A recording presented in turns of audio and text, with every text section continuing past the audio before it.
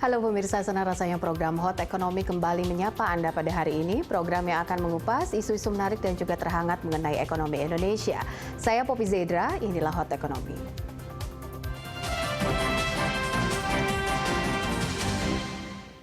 BPS menyatakan kinerja neraca perdagangan Indonesia selama bulan Juli 2020 ini kembali mencatatkan surplus 3,26 miliar dolar Amerika. Surplus itu cukup tinggi dalam 3 tahun terakhir.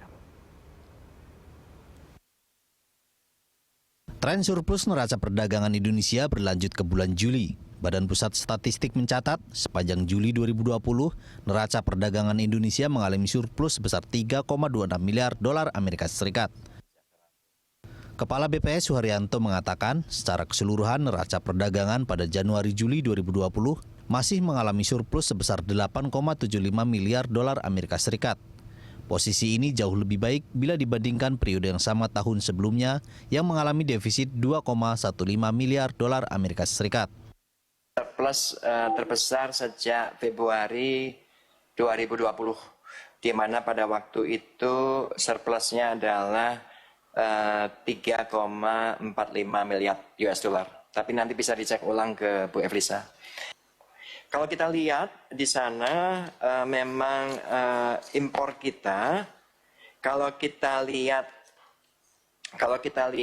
Y on Y, impor itu turun lumayan dalam 32,55%. Dan tadi sebetulnya saya juga bilang kalau kita lihat dari struktur impornya, kita perlu mengasih perhatian terutama untuk penurunan impor bahan baku dan barang modal.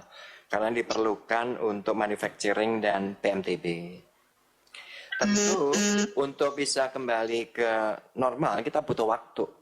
Tetapi kalau dari apa yang saya gambarkan tadi, saya akan melihatnya adalah lebih kepada progres. Tadi sudah saya sampaikan bahwa ekspor kita itu kan bergerak sebetulnya. Mantumannya bergeraknya positif. Dari bulan Mei ke Juni, Juli ke Juli, dan sebagainya. Meskipun kalau dibandingkan Y on Y, memang masih turun 9,90%. Jadi memang kalau menurut saya kita semua butuh waktu. Tidak mungkin kita habis dihantam COVID selama triwulan kedua yang cukup dalam, kemudian recovery begitu cepatnya. Kita butuh waktu, saya pikir. Nilai ekspor Indonesia Juli 2020 mencapai 13,73 miliar dolar Amerika Serikat atau meningkat 14,33% jika dibandingkan ekspor Juni 2020. Sementara dibandingkan Juli 2019 menurun 9,90%. Ekspor non-migas Juli 2020 mencapai 13,03 miliar dolar Amerika Serikat, naik 13,86% dibandingkan Juni 2020. Sementara jika dibandingkan ekspor non-migas Juli 2019 turun 5,87%. Sementara nilai impor Indonesia Juli 2020 mencapai 10,47 miliar atau turun 2,73% dibandingkan Juni 2020. Dan jika dibandingkan Juli 2019 turun 32,55%.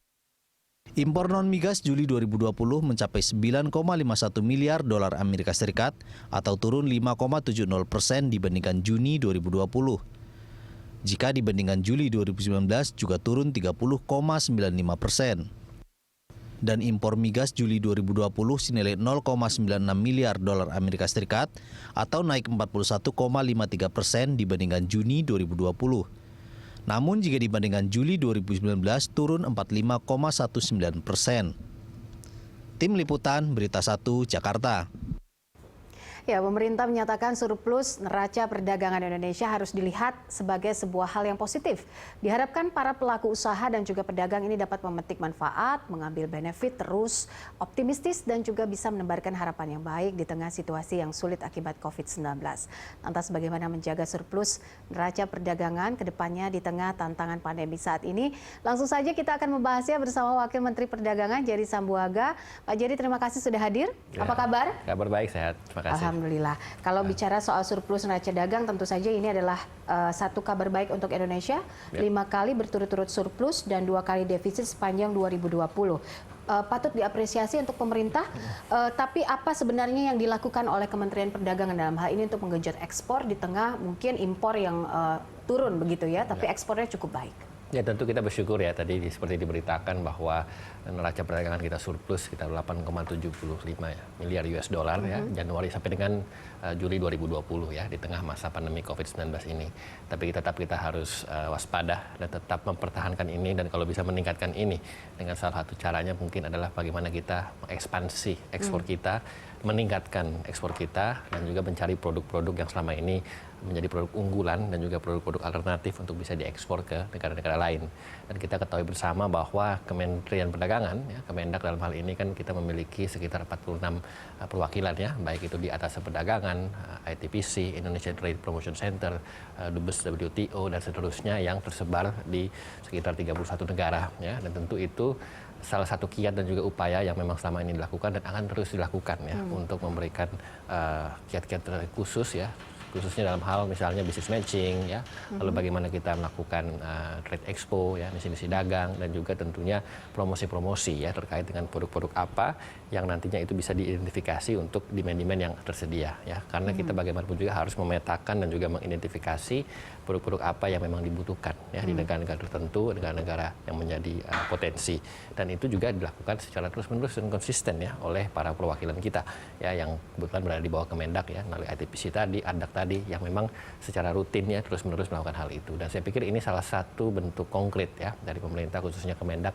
untuk terus-menerus mengenjot ekspor. Dan tentunya kita juga banyak melihat pasar-pasar baru ya, pasar-pasar potensial ya. Kenapa katakan begitu? Karena sesuai dengan bagaimana yang sudah kita lakukan selama ini melalui perjanjian dagang. Perjanjian dagang itu kan seperti yang mungkin sempat diberitakan banyak juga bahwa ada banyak yang sudah take into effect, yang sudah masuk dalam tahap implementasi. Ya. Contohnya seperti IASEPA ya dengan Australia, lalu juga yang dengan Hong Kong baru-baru ini.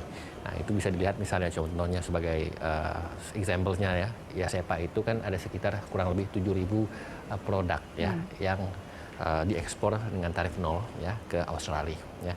Itu bagaimana fenomena itu atau kondisi itu sangat memberikan dampak yang positif ya, dan juga mendorong dan encourage dan juga memotivasi ya eksportir kita ya, para pengusaha kita, para stakeholder kita dari Indonesia untuk memasukkan barang ke Australia. Demikian juga dengan Hong Kong, hampir sekitar 5.000, 4.700 sekian barang yang nol ya, tarifnya. Nah itu sangat memotivasi dan juga encourage untuk bisa mengekspansi ekspor kita ke Hong Kong. Dan masih banyak juga perjanjian-perjanjian dagang lainnya yang sudah masuk dalam tahap implementasi. Itu 2 yang baru-baru ini, tahun ini sekitar beberapa bulan yang lalu.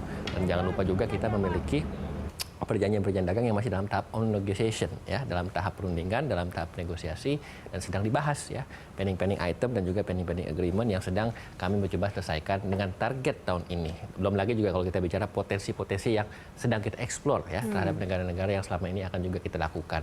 Jadi sepertinya itu rangkaian ya, rangkaian melalui tadi ITPC, melalui ADAK, melalui perjanjian dagang ya, dan juga selama ini baru-baru ini bahkan Pak Menteri Perdagangan baru buka virtual expo di Singapura. Nah itu salah satu kiat juga untuk bisa mendorong dan juga mengekspan produk-produk kita yang kita ekspor. Jadi itu semua kita lakukan di tengah adanya pandemi COVID-19, mungkin ada keterbatasan untuk kita melakukan pertemuan atau perjalanan secara fisik, tetapi kita manfaatkanlah dengan segala resources yang ada, dengan memanfaatkan teknologi untuk bisa mengenjot ekspor kita. Oke, kalau kita bicara soal kinerja ekspor dari sisi sektor dan juga komoditi, kita lihat bahwa pertanian ini meningkat sekali. Betul begitu. Sekali.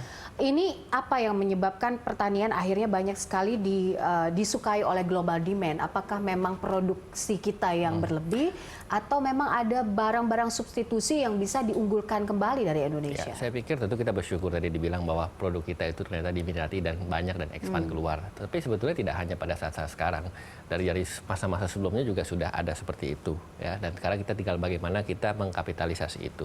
Dan tentunya kalau kita lihat dari segi demand-nya, dari segi permintaannya, kan banyak juga negara yang memang secara kemampuan atau kapasitas ya, memang memerlukan lebih, ya, apalagi di tengah masa pandemi COVID-19 ini. Dan Indonesia kebetulan dengan adanya supply yang cukup, yang tentunya prioritasnya adalah bagaimana memenuhi dulu kebutuhan dalam negeri. Ya, sesuai dengan kebijakan pemerintah kan bagaimana kita mengekspor itu kan bagus, tetapi kita harus memprioritaskan dulu ketercukupan, ketersediaan masyarakat kita sudah cukup atau belum. Kalau sudah cukup, ya malah kita berorientasi untuk kita mengekspor keluar. Dan ternyata puji Tuhan itu sudah cukup dan tersedia dan melimpah, dan bahkan itu menjadi salah satu potensi kita untuk mengekspor keluar dengan beberapa target. Nah, bahkan beberapa waktu yang lalu kami sempat berkesempatan ya untuk menghadiri secara virtual tentunya bagaimana mekanisme untuk kita berkreasi dan berinovasi melalui produk pangan tertentu di daerah tertentu yang memang ternyata itu bibit-bibitnya dan juga produknya itu menjadi banyak permintaan dari negara-negara lain ya, khususnya di belahan benua Amerika dan juga Eropa yang selama ini. Apa produknya, Pak? Pada saat itu kalau kita lihat ya, yang sederhana saja dari produk pertanian kita ya, segala jenis produk pertanian kita itu ternyata ya sesuai dengan apa yang memiliki data yang kami punya, ternyata itu demand-nya cukup besar, itu satu. Kedua, hasil-hasil perikanan kita ya, itu ternyata mengalami lonjakan yang cukup tajam ya semenjak 2-3 bulan belakangan ini. Lalu belum lagi kalau kita bicara makanan-makanan olahan ya, hal-hal seperti itu yang ternyata memiliki banyak demand dan cukup signifikan ya dalam rangka memenuhi kebutuhan ekspor kita. Nah, saya pikir itu yang terus kita lakukan dan itu yang terus kita pertahankan dan terus-menerus mencari produk-produk yang lain ya sembari kita bisa mengeksplor. Karena begini, kalau kita bicara ekspor kan kita bicara selain kita sudah bicara untuk meningkatkan trade balance yang positif, tentu dengan prioritas bagaimana kita memenuhi kebutuhan masyarakat, tapi ketiga kita juga mencari terobosan-terobosan baru. Ya. Nah, terobosan-terobosan baru ini apa maksudnya? Kita bisa mendapatkan misalnya produk-produk yang secara simplicity, secara efektivitas dan juga secara distribusi dan juga secara logistik itu ternyata bisa lebih efisien. Mengapa kita tidak memanfaatkan untuk mengekspor produk-produk tersebut ya? Sehubungan yang sudah diberitakan dan juga banyak dipaparkan oleh beberapa media bahwa ada misalnya produk-produk alternatif ya, seperti contohnya game online ya, lalu juga komik online ya, yang ternyata itu memiliki nilai yang cukup signifikan ya. Bahkan kalau kita berkaca kepada negara-negara lain ya, salah satu contohnya misalnya di Korea Selatan itu negara yang sangat banyak mengutamakan produk-produk alternatif ya. Game online di sana itu nilainya itu bisa mencapai jutaan dolar dan bahkan itu bisa lebih besar daripada K-pop-nya mereka yang selama ini sudah menginfluence banyak juga audiens dan juga negara di tingkat global. Nah, itu kan bisa menjadi salah satu rujukan juga bagaimana kita bisa memberikan terobosan dan juga memberikan produk alternatif dan juga pada ujung-ujungnya kan akan menciptakan trade balance dan juga menciptakan surplus ya, dan juga pada ujung-ujungnya juga akan meningkatkan ekonomi kita. Oke, baik. Nanti kita akan lanjutkan lagi. Saya ingin tahu seberapa besar bahwa implikasi nilai surplus dagang ini akan berpengaruh terhadap pertumbuhan ekonomi Indonesia. Pak Jerry akan membahasnya dan juga menjawabnya usai jeda.